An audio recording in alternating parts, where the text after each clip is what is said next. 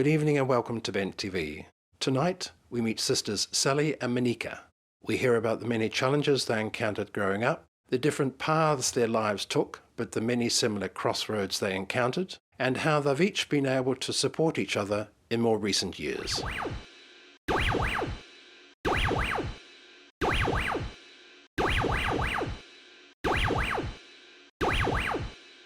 So you're with Transmission, and today we're joined by Sally and Manika, sisters. So tell me a little bit about yourselves to start with. Oh, born at a young age, the obvious answer to that. First dressed as opposite gender when I was age 4 or 5. I've gone through life hiding it, fighting it.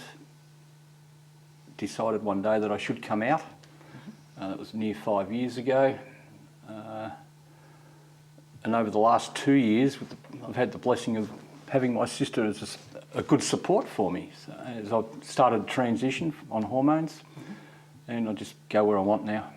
I'm happy. So, so you first started, I suppose, when you were about 4, sort of realised that things were a bit different, maybe? Slightly different. I knew there was something different within myself. I had this need, or desire, it wasn't a desire, it was a need to dress in female clothing as a young guy. And as I got older, the needs grew with me to the point where it became, I guess, a family problem, which Manika can probably fill in some of the problem side of it, because I didn't see a problem. I was caught often, and it progressed, went through the children's hospital with psychiatric assessments and things.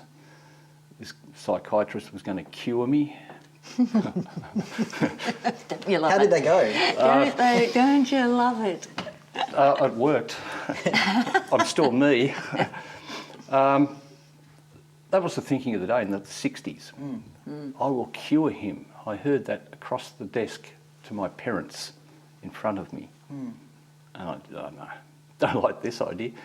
From what I've been told, I said nothing to the psychiatrist for an hour. So he lost. And I've won because I've still got a life, and I've got a happy life. And I'm doing what I want to do, being myself, Sally. I'm still technically, legally a guy, but I don't let that worry me. So, you know, so throughout your childhood, there was, that you were still, you know, you were dressing sort of in women's clothing and things like that. And then you said that it was about 5 years ago that you actually started living as Sally. So sort of what happened in between from sort of, you know, young adulthood and things like that? In the early 70s, I went to Torquay and surfed. Ended up drinking too much. Ended up using too many illicit drugs. Smoked too much dope, marijuana, call it what you will. Ended up on LSD for 6 months, 5 days a week, popped little LSD tablets, ended up on heroin, poking $120 worth of that stuff up my nose every weekend. Cleaned up, got a life. And at that time, I totally pushed Sally aside, didn't even think about it. Cleaned up, girl I'd met during the drug haze, and I ended up connecting, got a relationship, got married, 2 kids. The Sally side of me came back. It was unnamed Sally at that stage. She found a stash of clothes that I'd managed to purchase over the journey and left. So I was single till around 1999, where I got involved with a girl again who was quite comfy with myself. We talked about it. Everything went well. We built a house, we got married. She tried changing the rules. You can't dress, you dress when I'm not at home. Accusations, lies. Changed the rules, so I walked out. So I've been walked out on, and I've done the walking. I now live alone, and within the last 5 years, I've become Sally. I still work as a guy. I still guys work uniforms, and when I go out, I live this, which is good. My aim, a couple of years' time, I can legally retire. I'm going to retire him full stop and live full-time Sally. Okay. that's my life in a nutshell. Just sums up nicely in, Yeah, 5 minute nuts. Yeah. Yeah.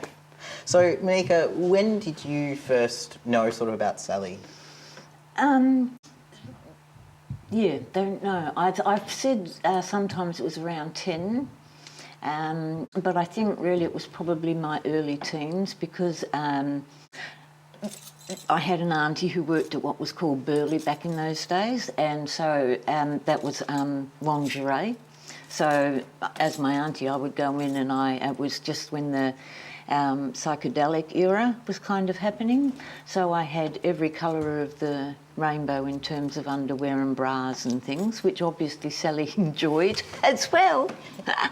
But as a child, not being able to communicate about that was actually very unnerving because I'd go and it would be like my underwear and stuff would be missing. When Sally was taken to the psychiatrist, it's only by us talking and going back that I realised what was happening, because I was taken to a friend's place and told that, and it was on a Saturday because of my father being able to go, was told that they were going shopping. Now, as a kid of like 11 or 12 or 13 or however old I was, the natural thing would have been to go, why can't I come shopping? You know, like, why am I staying at home? And then they would come back and they never had any parcels. And, like, I noticed that and I knew it was strange, but the energy of the family was you don't ask questions, you don't say anything. So I knew because my clothes were being taken, but I didn't know any more than that. And I don't know how, the word transvestite wasn't, I don't know how I came to know all of that. Yeah, but the thing is that I could feel in the family that there was something happening for Sally, and I wanted us to come out and all talk about it, but of course they didn't know how to deal with it. And so when they went to the psychiatrist, he actually said, I think this might be impacting on your daughter, and why don't you bring her along? And they said, no, we don't want to involve her. And so that left me quite vulnerable, actually, because they thought that nothing was happening for me. Secrecy was huge, so I carried this massive secret that, there was something happening. I didn't quite know what it was. I don't know when I realised that it was, transvestism, but I did. Yeah. And do you remember sort of the first time, I suppose, Sally and you had a conversation about, Yep. Sally's gender identity and those sorts of things?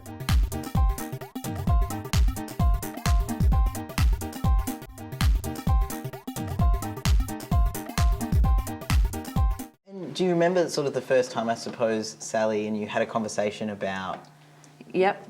Sally's gender identity and those sorts of things? Mid-80s. Yeah, I too, through my 20s, I'd never told anyone until I was about 23. I had a partner who I'd met who was Australian, but we'd been in New Zealand. We came back, our father had died. I was going through all sorts of grief around that and a whole lot of stuff. And I was in the bath with my partner and we'd taken speed. And I'm a really fast person, so I should not have done that.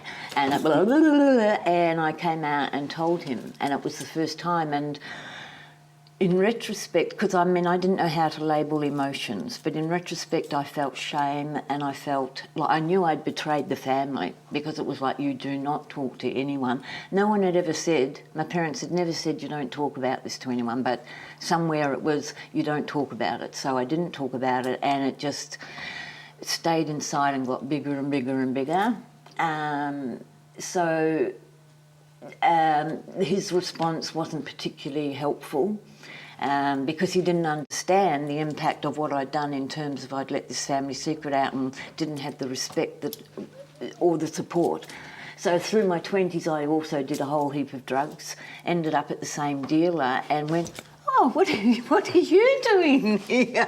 We bumped into each other at numerous dry houses. Yeah,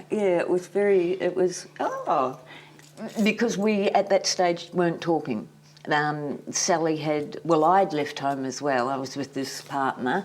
My father had died, our father had died, anyway, so that was all the 20s, drinking and smoking and taking whatever was available, basically. I also did some heroin.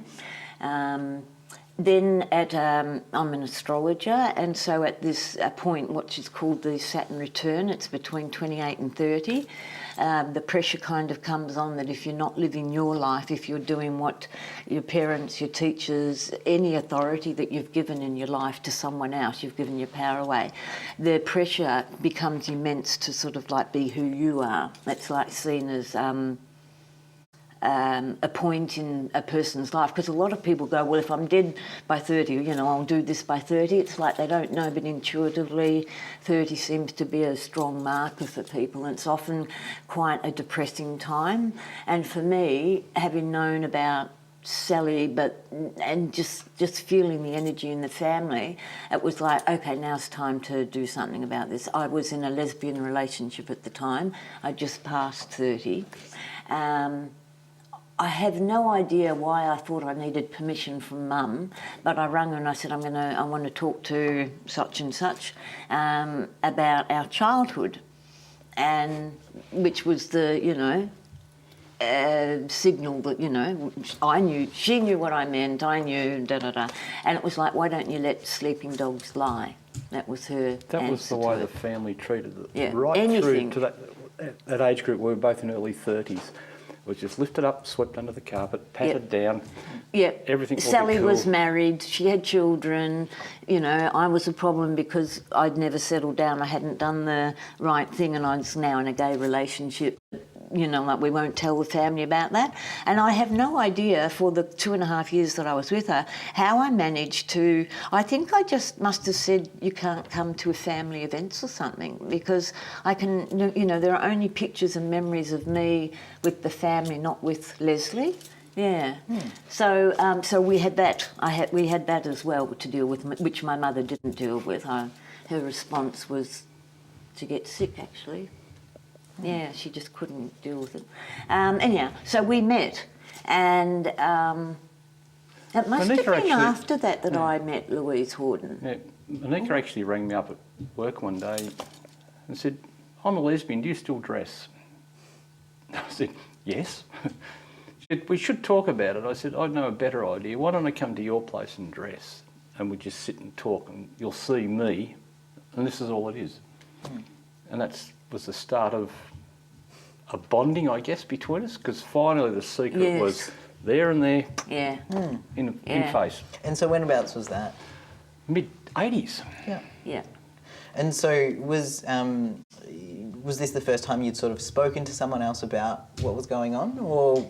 First time either of us had, really. Yeah. It was such a push to, like this secrecy, because I was going, and I knew Sally was in pain as well, and because it was a family thing, it was like, well, if Mum's not going to deal with it, which she was most definitely not, and yet she would ring me all the time and, like complain, like she's done that for like 30 years, and it's driven me mad. It's like, will you not please just get it together and just, accept or not or whatever, but don't keep talking about it. But yeah, so so we, you came around quite a lot. The first time that you dressed, I was fairly alternative back then as well, and she came in with this. I don't know, but a sort of like wrong. Cream-coloured kind of basic skirt with, court shoes, and it's like, fuck, what? Sorry. What, what do you say? And I go, oh, you look great. Because I had such a need to accept, because I knew from my own journey that, you don't want rejection, you want to be accepted for who you are, and that was really, really important for me to say that to Sally. And then I started reading. There weren't many books about. But during my journey of trying to discover it, I read this book about Renee. She was a famous, I think, tennis player, and she transitioned. And when she first dressed, her friends would come around and go, "Oh my God, that looks terrible." But I didn't have we didn't have the relationship of trust or bonding or anything like. We basically hadn't talked since we'd seen each other at the dealer's house, and not about the dressing, to sort of kind of go, maybe, like you should... There was no sister hint on, on good clothes. Yeah. You think that would be the benefit of having a sister? That's right. Now, well, later on, she helped me with my makeup. when I went back to live in New Zealand, it was like, okay, here's my box of eye makeup, and, we sat and... Because that was the thing about trying to learn how to do it and comb your hair, and there was all that kind of stuff, and by then you'd got different clothes. But the interesting thing is that when there's an issue like... I just always sort of met or could suss a trans person, like that's because that was my issue in my life. I'm sure lots of people have lived their life and never fallen over one as such, So I was working with my cousin, and this woman came in, and she had, lovely bangles and was quite tall, and asked to do some photocopying, and I suddenly was jumping up and, okay, would you like a cup of tea? And talking to her, because I could tell that she was trans. Sometime later, I don't know how much later, and it was during this time of talking as well. Reconciliation? That the newsletter for the Seahorse Club, which is a club for transvestites, was left underneath the photocopier. My cousin showed it to me because we didn't also talk, but he knew that probably anyhow. So I said to Sally, here's this magazine, and in it people have names, and that's where Sally came from. So how did you get to be Sally?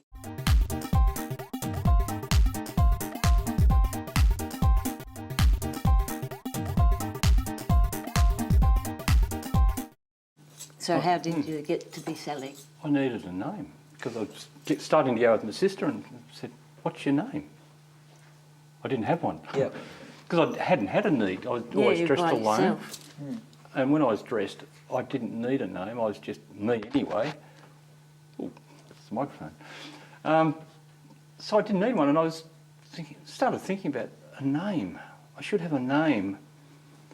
And I worked in Melbourne, in the central business district, lived in Torquay. So I caught a night shift, I caught the train from Spencer Street as it was then, all the way, stopping all stations to Geelong. Long trip, after you've been awake most of the night. It picked up school kids all the way down to Geelong to go to the big, knobby, rich kids' school in Geelong. And this particular morning, I'm half asleep trying to struggle through a crossword or something, and all I could hear was this girl yelling out, "Sally." And it got to fever pitch. And I said, "That's my name." Sitting on a train one morning. And, "Hi, I'm Sally." And that's been it. What's been the most, I suppose, the most positive aspect of, of everything that's happened, and I suppose over the last 5 years, particularly in terms of, coming out and all that sort of stuff? What's been the best? What's been the highlight? There's no one highlight, other than life. Time with Manika. We go out together, we enjoy life. We both left our mother's museum, as we call it, because it's an old house. We get on extremely well together now. That's a totally appreciative part of my life. Perhaps we can go back to, I was living in New Zealand and I was wandering around a shop, and it was Sally's birthday, and again, like at this point from when we had met and talked in our early 30s, and we're now 60, so 30 years really had gone, and there was always just the happy birthday, Merry Christmas sort of stuff. And so I text and knew that Sally, because from what we talked about, knew that Sally had met people, and for some reason I thought that they used to go away to the country in a house and get dressed. I have no idea where I got that idea from, but anyway, that was my idea of what had happened, and I think that was somehow through the Seahorse Club. And so I texted and I said, you know, happy birthday. I shouldn't have given your age away, should I? Did I'm I? nearly 63 and I'm proud of that. Yeah, so yeah, 60, it was a big one, right? And I went, okay, happy birthday, hope you're going to enjoy it with some friends, meaning Sally's friends. And the text came back, thanks, sometimes I didn't think I'd make it. And it went like this, and it was like, yep. I know that. I just knew that it was a struggle the whole time. And part of it was we had met and talked and that was great, and then we didn't. We had this huge, you know, I went to New Zealand for 20 years. There's no argument, it was just a huge void between us. And so that's what happened. And then I came back at the Christmas time I was actually enrolled. I've had this thing about understanding all my life, because it's impacted my life as well. So I'd actually got into gender studies in Dunedin. They'd cross-thingoed some of my points. So I was in the middle of packing up to go down to Dunedin. Is this all right? Yeah. So to go to Dunedin, and then it was like my mum's youngest sister, the anniversary of her death, and I knew that mum would not be dealing with that very well, so I came back. But before I came back, Sally had said, because it was like 2 cell phones, I'm in the back of, you know, Nelson somewhere with hills and dales, you're in the middle of wherever you are, in the whoop-whoops, and I couldn't hear, I rang. After this thing I rang because I was concerned. And so I started talking, and she said, look, have a look on my Facebook page, you know, this is how you get into it. And I'm going, what did you say, what did you say? And so text me, and so I did. And from that, we started to email. And then I said, can I meet your friends when I came over at Christmas time? And there was no answer. And I thought, doesn't she want me to meet her friends? And I arrived on a Wednesday, and on the Thursday, I stayed with my mum, of course. On the Thursday, she rang and said, do you want to come out tomorrow night? And it's like, yep. And that's where it happened. It's just like, yeah, we've just gone to all sorts of things, and it's to me, it's the best. To me, that's the highlight of my life, in that sense of now we don't have to keep it a secret. You know, you can be who you are, I can be who we are, and that's it. Yeah. I guess the high point of my life, and it was nearly touched on, I knew of Seahorse back in the 80s. I didn't need them because I was self-sufficient in my own needs. I was living in a country town, which I still live in. Its nickname is The Swamp. It's got a rude name, so I won't mention it. And I was living in this town, living alone with my secret. There again, I was alone with my secret. Drinking too much and nearly contemplating suicide. I got to the point of thinking about where am I going to put the rope? Yeah. Or what am I going to put the rope over? So I rang Seahorse, and that was about this time 5 years ago. And from there I made contact with a couple of the girls from Seahorse. I went to DT's as a guy in May 5 years ago. And I can actually tell you the date. On the 27th of June 2009, I first walked out the door in public as Sally. And people say, that must have been an exhilarating feeling. I said, no, not really. The highlight of the whole going out for the first time thing, and the bit that I remember the most, is shutting the front door from the outside. And that was the highlight of the going out. And I thought, this is just life, and I'm enjoying it. So I've progressed through Seahorse to the point where I've left Seahorse. I don't need Seahorse because I'm transitioning. I've got a good group of friends. I do a lot of advocacy work for trans people, and here I am today, happy, with a great sister and good friends. So thank you very much, Sally and Manika, for coming in and sharing your story and telling us a little bit about your lives. It's been great, loved it. Yeah, thank you. Thank you very much.